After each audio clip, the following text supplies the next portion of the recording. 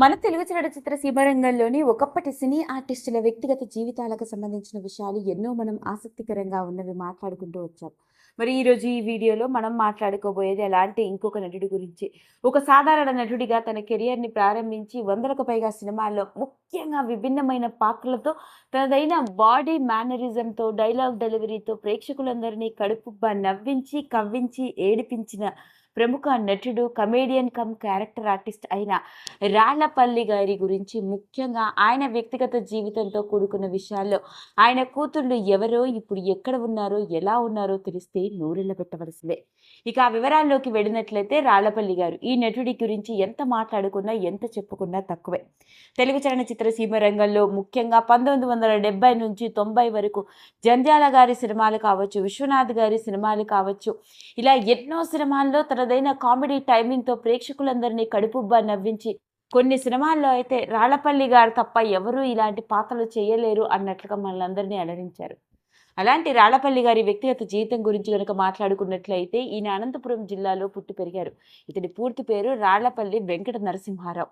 చిన్నప్పటి నుంచి నటన మీద ఉన్న ఆసక్తితో రంగస్థల నటుడిగా చదువుకునే రోజుల్లోనే ఎన్నో నాటకాలు వేస్తున్న ఆయనకి ప్రభుత్వ ఉద్యోగిగా డిగ్రీ అయిపోయే సమయానికి ఉద్యోగం కూడా వచ్చింది. ఓ పక్క ఉద్యోగం చేసుకుంటూ మరో పక్క నాటకాలు వేస్తున్న అతనికి మొట్టమొదటిసారిగా తెలుగు సినిమా ఇండస్ట్రీలో అప్పటి డైరెక్టర్ కమ్ రైటర్ అయిన ప్రత్యేగాత్మ గారు సినిమా అవకాశం ఇవ్వడం జరిగింది. అలా స్త్రీ అన్న సినిమాతో సినిమా రంగానికి పరిచయమైన అతడు ఆ తర్వాత తూర్పు వెళ్లే రైలు అతడి సినీ కెరియర్నే మలుపు తిప్పింది. ఎంతగా అంటే ప్రభుత్వ ఉద్యోగం చేసుకుంటూ రంగస్థల నటుడిగా రాణిస్తున్న అతడు తూర్పు వెళ్లే రైలులోని అతడి నటన ద్వారా అందరూ బాగా గుర్తించడం మాత్రమే కాదు, అతడి ప్రభుత్వ ఉద్యోగాన్ని కూడా కోల్పోవాల్సి వచ్చింది. అలా ఉద్యోగానికి రాజీనామా చేసి ఇక పూర్తి నటుడిగా తన కెరియర్ని ప్రారంభించి ఒకటి కాదు, రెండు కాదు, దాదాపు 500కి పైగా సినిమాలలో ఎన్నో పాత్రలతో మనలందరినీ అలరించారు. మరి అలాంటి రాళ్లపల్లి గారు నటించిన సినిమాలు అనగానే మనకి కొన్ని టక్కున గుర్తొస్తూ ఉంటాయి.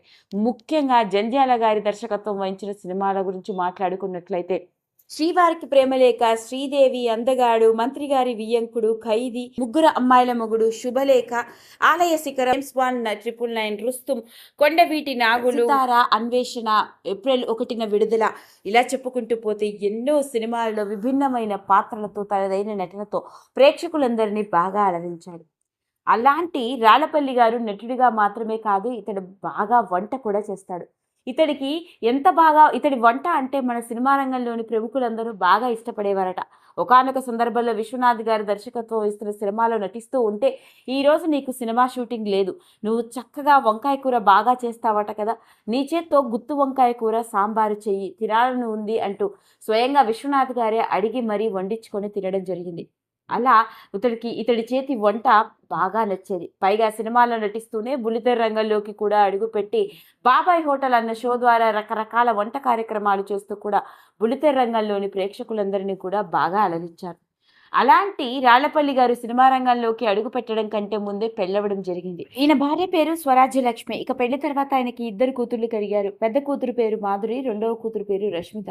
దురదృష్టం ఏంటంటే ఆయన పెద్ద కూతురు మాధురి మెడిసిన్ చదవడానికి ఆమె రష్యాకి వెళ్తున్న నేపథ్యంలోనే ఒక వైరల్ ఫీవర్ కారణంగా అకస్మాత్తుగా కన్ను మూసింది అంటూ వచ్చిన వార్త అప్పట్లో ప్రతి ఒక్కరిని షాక్కి గురి చేసింది.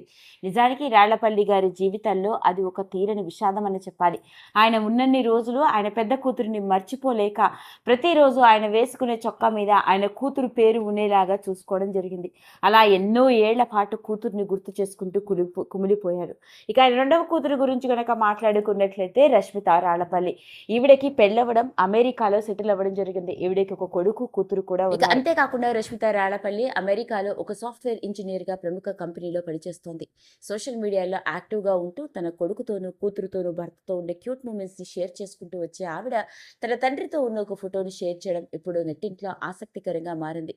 చాలా ఏళ్ల తర్వాత రాళ్లపల్లి గారి వ్యక్తిగత జీవితంతో కూడుకున్న విషయం, ముఖ్యంగా ఆయన కూతురు గురించి ఇలా వెలుగులోకి వచ్చిన విషయం ఆసక్తికరంగా మారింది.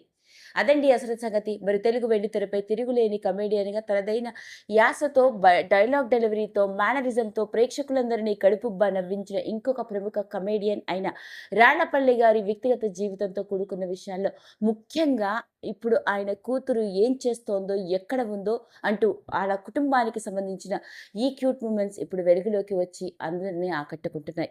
మరి ఈరోజు ఈ వీడియోలో ఆ ఫొటోస్ని మీరు చూసేయచ్చు. ఈ వీడియో కనుక మీకు నచ్చినట్లయితే లైక్ చేయండి, షేర్ చేయండి, సబ్స్క్రైబ్ చేసుకోండి. మరిన్ని వీడియోస్ కోసం పక్కనే ఉన్న బెల్ ఐకాన్ని నొక్కడం మాత్రం మర్చిపోకండి.